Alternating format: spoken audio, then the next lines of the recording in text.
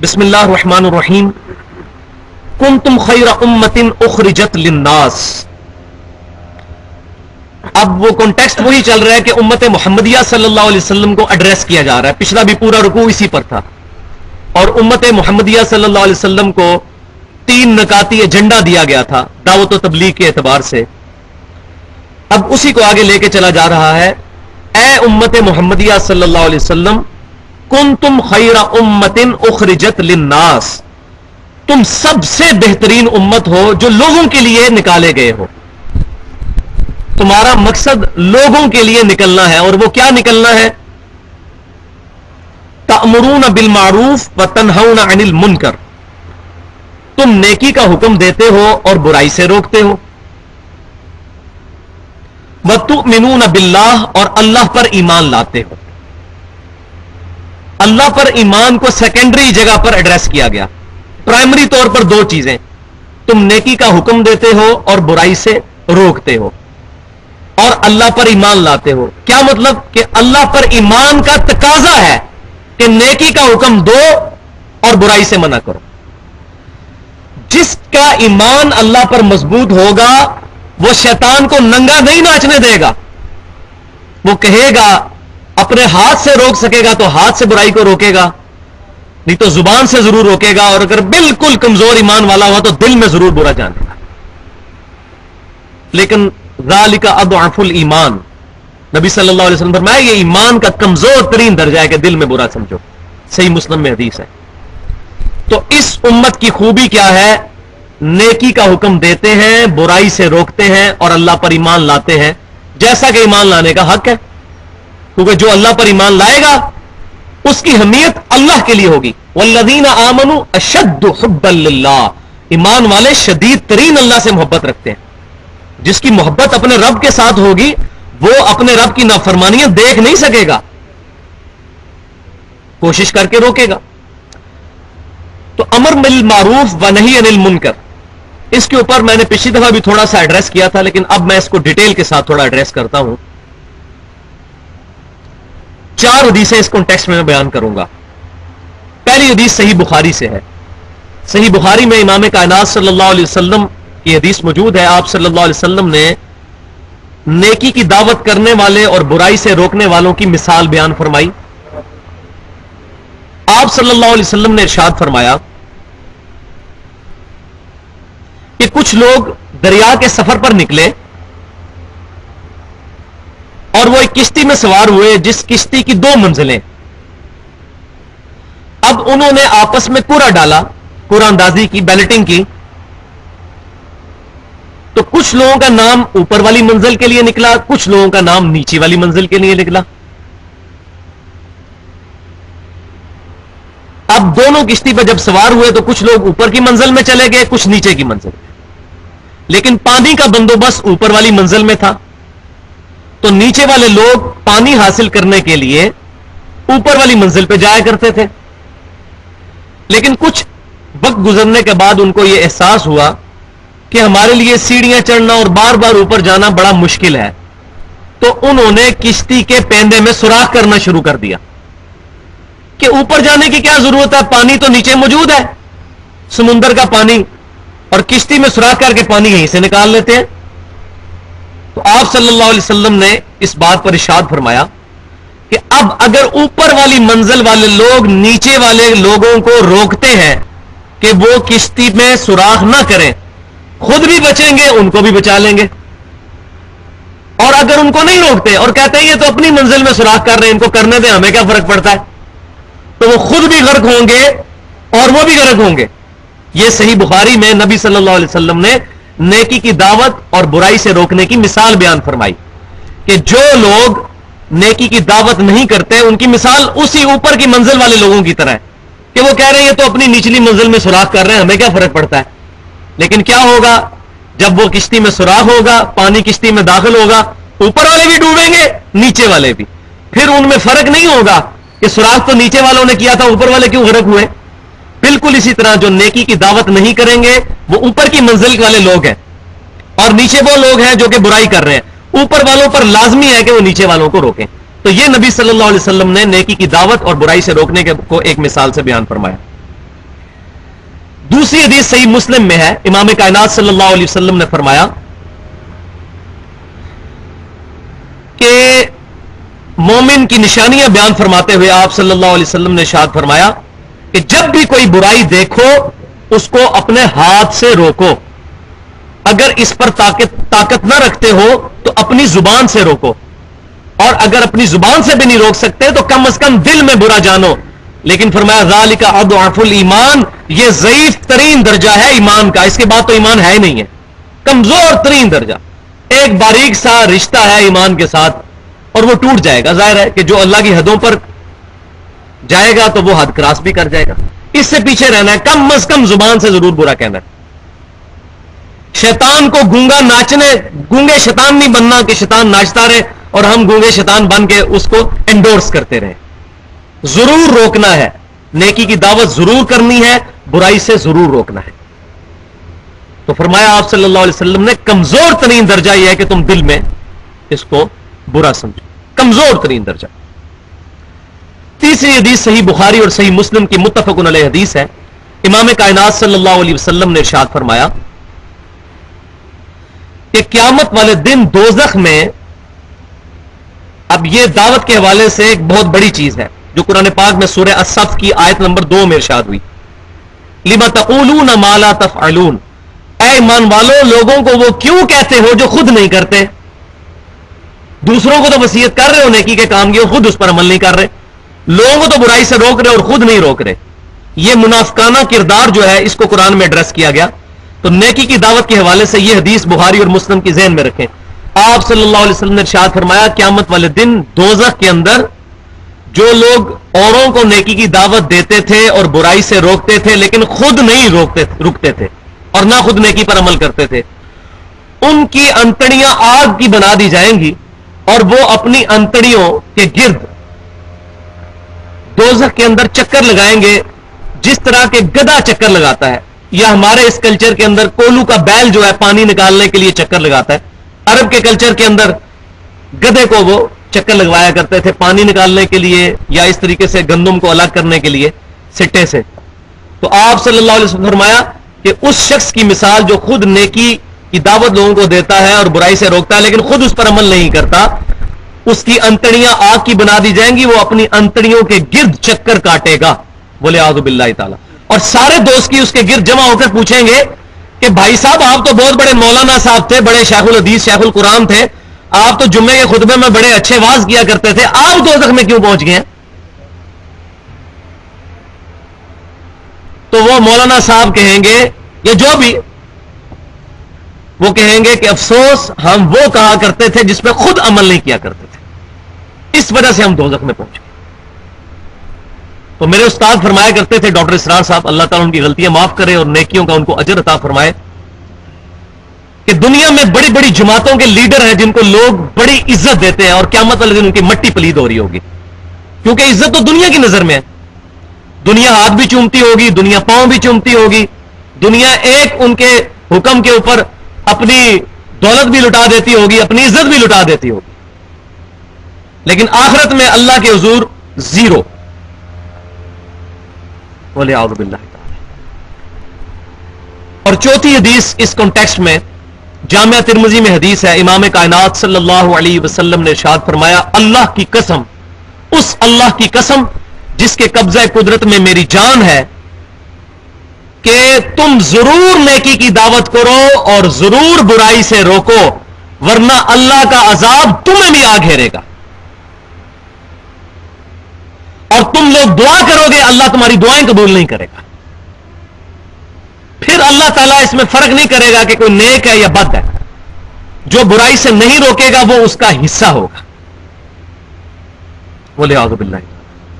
تو نیکی کی دعوت فرض ہے، جنت میں جانے کے لیے کم از کم 4 شرطیں ہیں، بینچ مارک 4 شرطیں سورۃ العصر میں بیان ہوئی ہیں، والعصر ان الانسان لفی خسر، زمانہ اس بات پر گواہ ہے کہ انسانیت کیٹیگوریکل خسارے میں ہے۔ زمانہ کیوں گواہ ہے؟ زمانے نے وہ وقت دیکھا ہے کہ نوح علیہ السلام کے ساتھ صرف 78 لوگ ایمان والے بچے، باقی سب کے سب لوگ غرق ہو گئے، انسانیت نقصان میں ہے۔ زمانے نے وہ وقت دیکھا کہ لوط علیہ السلام کی 2 بیٹیاں آپ کے ساتھ صرف نجات پائیں، پوری لوط علیہ السلام کی قوم پتھروں کی بارش سے ہلاک کی گئی. زمانے کی قسم، زمانہ گواہ ہے کہ انسان گھاٹے میں.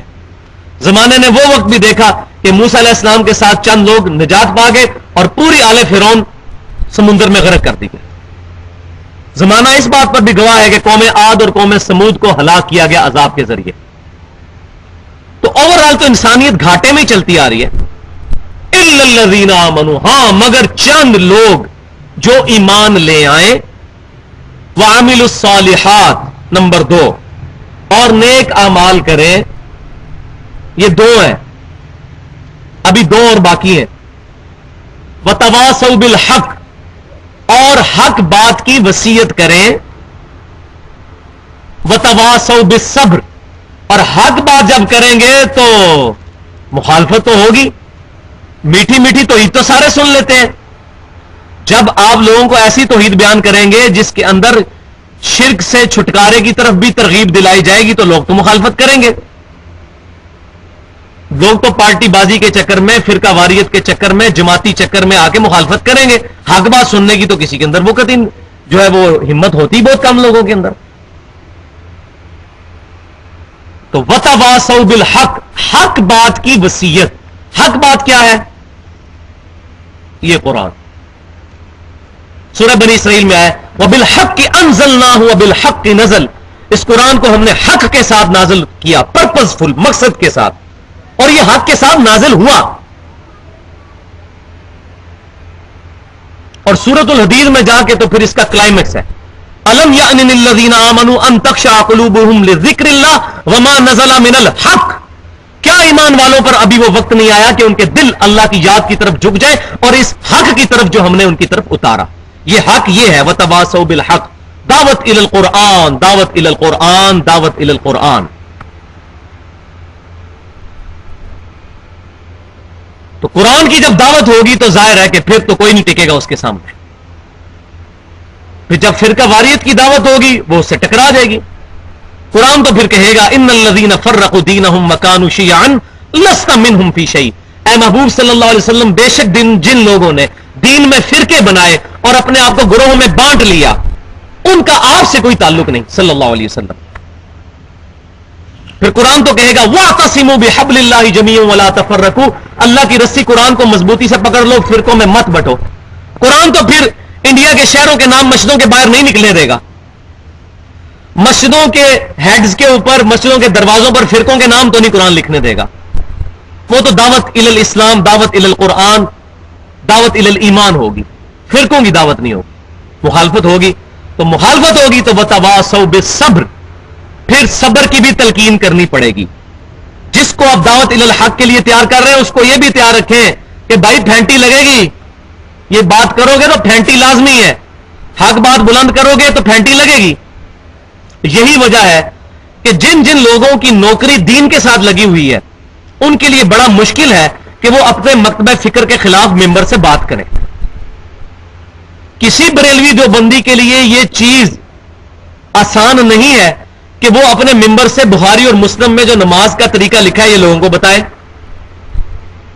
کسی اہل حدیث کے لیے یہ بات آسان نہیں ہے کہ وہ ممبر رسول سے یہ بات بتائے کہ نبی صلی اللہ علیہ وسلم سر ڈھانپ کے نماز پڑھا کرتے تھے. سر ڈھانپ کے نماز پڑھنا سنت ہے. بغیر سر ڈھانپے نماز تو ہو جاتی ہے لیکن خلاف سنت ہے. وہ تو داڑھی کے بغیر بھی نماز ہو جاتی ہے.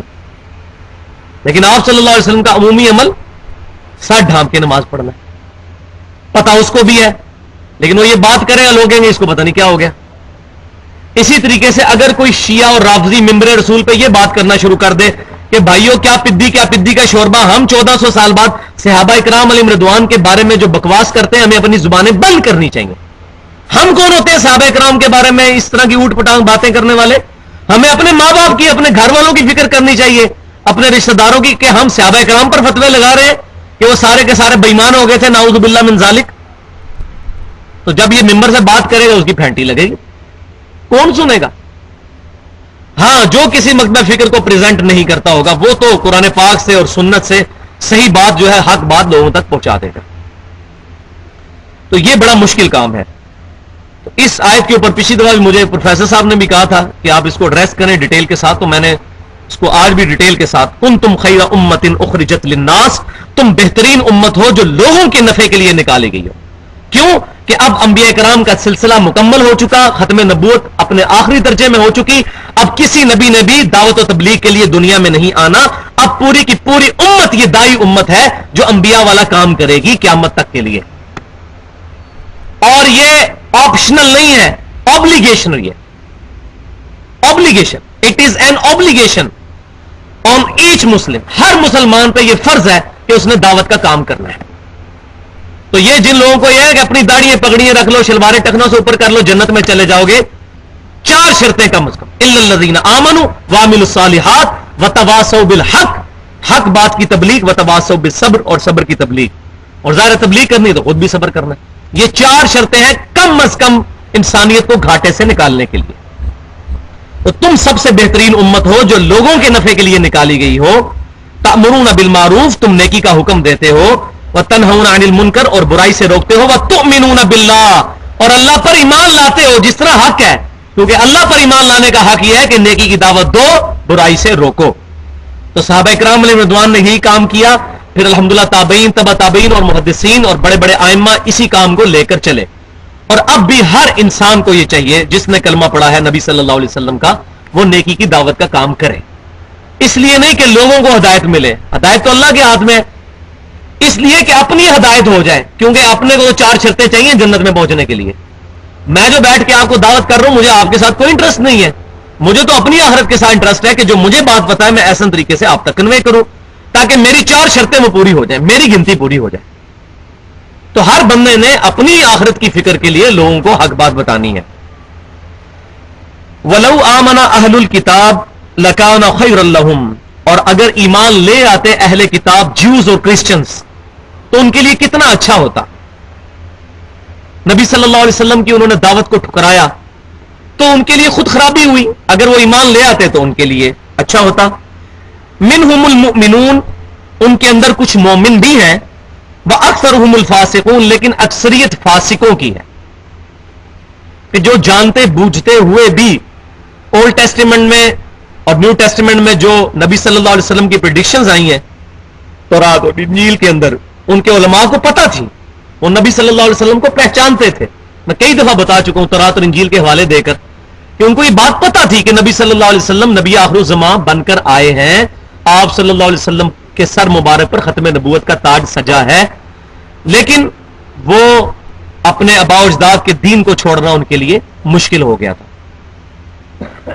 لن یضروکم الا اذى، اے مسلمانوں تمہارا کچھ نہیں بگاڑ سکتے یہ یہودی اور عیسائی، ہاں مگر تمہیں تکلیف تھوڑی سی ذہنی کوف تو پہنچائیں گے.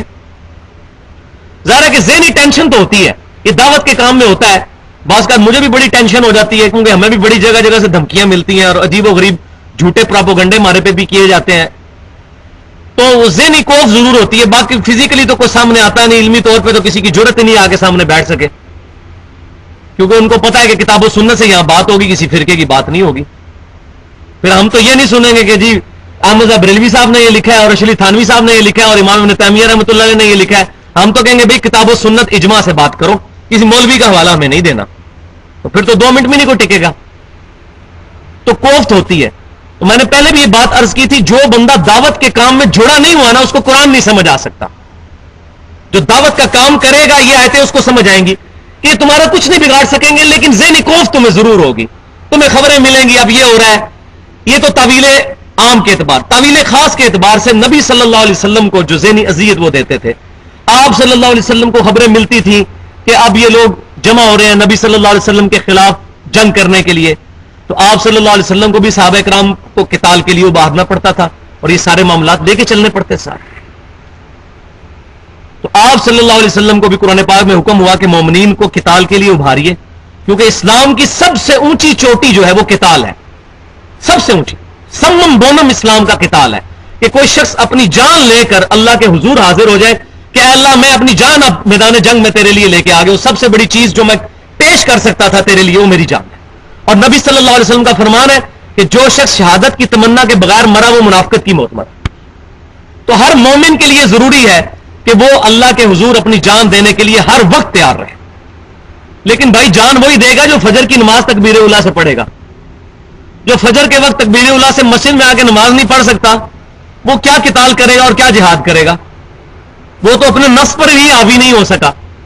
اور سب سے بڑا جہاد یہی ہے.